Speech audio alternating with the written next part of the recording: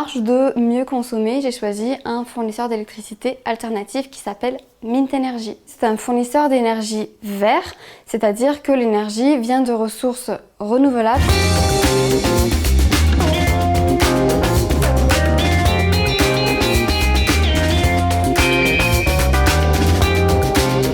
Grâce à cette conso en direct, en fait, je peux voir qu'est-ce qu'il consomme et peut-être le changer pour que ça consomme moins, lancer en heure creuse ou quand je suis absente de la maison ou voilà, des petites choses comme ça qui me permettent de faire des économies sur le long terme.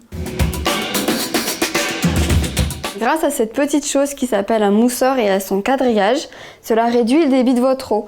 Donc quand vous faites votre vaisselle avec votre eau chaude, si vous avez un débit qui est plus réduit, ça veut dire que vous consommez moins d'eau chaude. Si vous consommez moins d'eau chaude, vous faites des économies d'énergie. Donc pareil que dans la cuisine, j'ai un pommeau économiseur d'eau où le mousseur il est situé ici, qui en fait permet d'avoir un débit plus contrôlé. On peut économiser de manière très simple l'énergie en changeant les ampoules.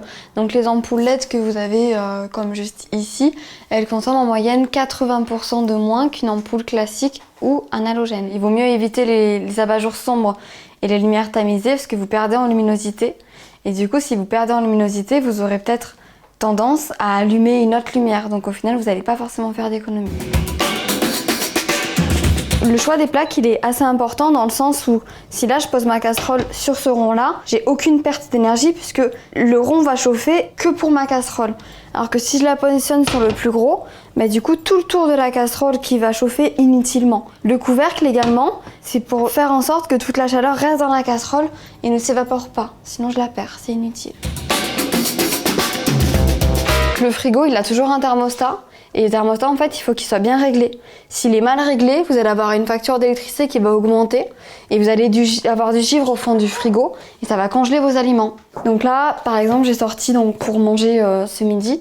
Et en fait, les aliments, je vous conseille du moment qu'ils sont sortis de vous servir et de les remettre directement au frigo.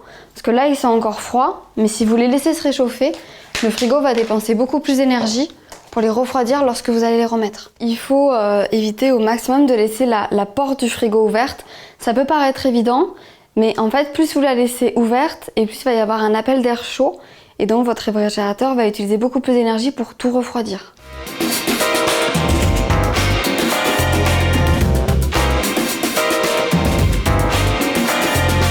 Les petits âges que je vous ai montrés sont à la portée de tout le monde, donc je vous invite à tous les faire.